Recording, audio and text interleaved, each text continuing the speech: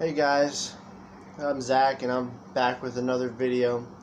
Today I wanted to talk about trusting in God.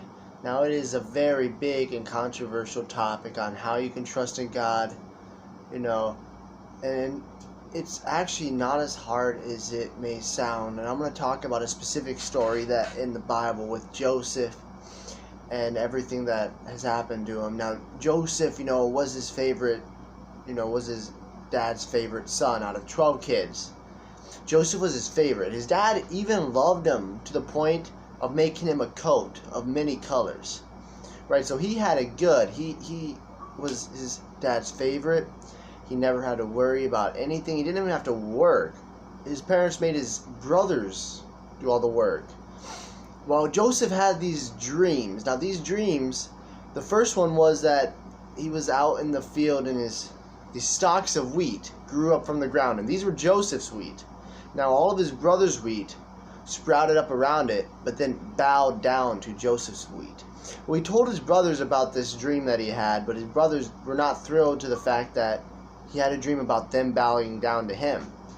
Well, Joseph then had another dream where all the sun and the stars and the moon in the sky bowed down to him. Well, again, he told his brothers and his dad this dream, and they all mocked him for having a dream about them bowing down to him. Now his brothers really resented him for what they did, for his dream that he had. So when his brothers were out in the field working, his dad sent Joseph to go check on them to see how they were doing. Well, when he was walking there, his brothers saw that he was coming and came up with a plan to kill him. When they got to him, the oldest brother did not want to kill him, but yet he didn't want to unsatisfy his other brothers. So they put him in the well and planned to come back for him later. Well, while he was in the well, they saw some Egyptian traders passing through and decided, well, why don't we make some money off of him? So they sold him to Egyptian traders. Now get this, he went from being his father's favorite to being sold directly into slavery. But even though it may have been hard, he never stopped trusting in God. Well, when he got to Egypt with these traders, he was sold to a guy named Potiphar. Potiphar was a very wealthy and powerful man. Well, when Potiphar noticed that Joseph was successful with everything he did and that God was with him, he made him in charge of the house and all of his properties. Now, Potiphar's wife did not like Joseph, though. So she came up with a plan to lie and say that he did something wrong. So she told Potiphar that he did something wrong, and Potiphar believed her and was infuriated and sent him to jail. So he goes from being his father's favorite to being sold into slavery to now being successful again to now being in jail. But when the jail guard noticed that Joseph was successful and he had God with him, again, God shone through, and the jail guard made Joseph in charge of the jail. Well, there was these two inmates, one a wine taster and one a baker. Now, they both, again, had some weird dreams. Now so they didn't know what their dreams meant, but Joseph said that God would tell them what their dreams meant. So, one by one, they told Joseph what the dreams meant. First, the wine taster. The wine taster had a weird dream, and when explaining it to Joseph, Joseph explained that in 3 days, on the Pharaoh's birthday, the Pharaoh will come and release you from jail, and will instead make you the new wine taster of the Pharaoh and give you your job back. The baker then told Joseph what his dream was, and Joseph took a deep breath and was like, in 3 days you will also be released from jail on the Pharaoh's birthday. But instead you will be put to death by the Pharaoh. 3 days pass and it is the Pharaoh's birthday, and Joseph tells the wine taster, do not forget about me. I beg of you, don't forget about me. Tell the Pharaoh all that I've done. And in 3 days, when it is the Pharaoh's birthday, both dreams do come true. The baker is put to death, and the wine taster does get his job back as the wine taster. But the wine taster forgot about Joseph. Now, he was in jail for the next 2 years. I want you to think about that, right? You're in jail for something you didn't do. For me personally, I would maybe have some doubts or kind of start losing hope. But no, not Joseph. Not once did he doubt the loyalty of God. Not once did he stop trusting that God has a plan. Well, he was in jail for 2 years, but then 2 years pass and the Pharaoh has a dream. He has 2 dreams, actually, in the same night. The first dream was that this cow came up from the swamp, followed by but these cows that came up from the swamp were fat, luscious, very healthy. But then these skinny, real skinny, like 7 real skinny, unhealthy cows came up from the swamp and ate the big, healthy cows. He must have woken up and was like, whoa, what was that dream? Well, he had another dream that these very luscious and healthy looking wheat, they sprouted up all around him. But then these 7 unhealthy, kind of limpy looking wheat grew up as well, but ate up the healthy looking wheat. And he knew there must have been a meaning for his dreams, but he asked magicians and wise men, because they had actual magicians back then when they believed in magic, and asked all the people around him that he thought would know what his dream meant. Nobody could tell him. But then the wine taster did remember somebody who told him he knows how to talk about dreams. Well, he told him about this guy named Joseph in prison, and the Pharaoh was pleased to know that this guy can actually tell dreams and summons him. So when Joseph is now talking to the Pharaoh asks him if he can interpret his dreams, and Joseph replies with, I cannot tell you what your dreams mean, but God will tell you. So the Pharaoh is pleased, and again tells Joseph what his dreams meant. And when Joseph explained to his dreams what they meant, is there's going to be 7 years. 7 years of abundant food, healthy crops, more than you can fathom, more than you need. But the following 7 years after that, there will be nothing. No food, no crops. It'll be dry, and there will be no life. Believing Joseph, the Pharaoh of Egypt,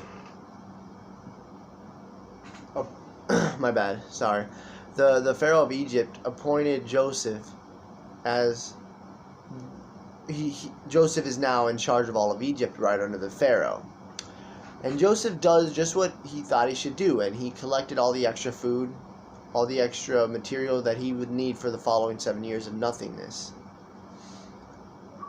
Well, the 7 years pass that there is food, and he has plenty saved up for all of Egyptian and even some surrounding lands. Now this is dozens and dozens of years later, right? He hasn't seen his brothers or his dad in so long. And the 7 years are now coming where there's no food. And he's still feeding the Egyptians because he still has plenty of grain, plenty of everything he needs. But towns surrounding Egypt are now running out of food as well. Some of which are Joseph's brothers back in Canaan. So Jacob, Joseph's father, sent 10 out of the 11 remaining brothers to go collect grain from Egypt. The one that they left behind was the youngest, Benjamin. Right, they go to Egypt and they meet with this guy who is Joseph, but they don't know it's Joseph. They don't recognize him, but Joseph recognizes his brothers and tries not to cry. Because, it must have been a very emotional time, to see your brothers after not seeing them for such a long, long time. Well, when Joseph saw his brothers, he gave them the food that they asked for, and they in return gave him money. So he orders his manager to go back and fill their bags with grain, but put the money back in the bags. While his manager is away doing that, he accuses them and accuses them of being spies. He goes, you guys are spies. And they deny being spies. They say they just come from Canaan looking for food. But he says, in order to prove that, you need to go back to Canaan bring your other brother to prove your innocence. Until then, I'm going to hold on to one of you." So he does. He imprisons one of the brothers while the other 9 go back. They tell Jacob and they tell Benjamin what had happened in Egypt. Well, when they open their bags of grain, they realize that the money is still in the bag. Well, first they thought that they didn't think it was a gift. They thought it was so that Joseph would have a reason to be mad at them and could accuse them of stealing the money or stealing the grain. But they told him that he had to go back, but Jacob said, "No, I'm not losing Joseph. Or I already lost Joseph. I'm not losing Benjamin. We're not going back to Egypt." Well, they ran out of food, so they had to go back. But Jacob ordered that they do bring Benjamin this time, or else they wouldn't get any food. But that they bring extra money and gifts to give to Joseph, which they didn't know was Joseph at the time. So they show up, and Joseph invites them down to have a meal with him in his house and releases the brothers. So all 12 brothers are now sitting down eating a meal together. And he orders his manager to go fill the bags with as much food as he can carry, but still put the money back in the bags. But then he orders that the manager also take Joseph's silver cup and put it into the youngest one's bag, Benjamin. So right as they leave, they're done with the meal and they're about to go home with the grain. Joseph's like, "Where's my cup?" and orders his manager to go search, and whichever one has the cup will become his servant. So they find the cup. Now this was a test. This was not actually to punish his brothers. He had forgiven his brothers by now, but this was a test to see if they would abandon their brother just like they abandoned him many, many years ago.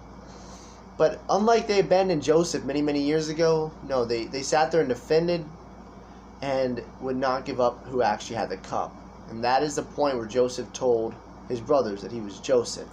And then they bowed down to him, just like he said would happen in his dreams many, many years ago. Now, the point of this story is not to tell you the actual story of Joseph. That was part of why I'm telling you this story, but it's not why I'm telling you this. I told you right in the beginning we're going to talk about how you can trust God. And the reason I told you this story is a great example. God, He always has a plan for you.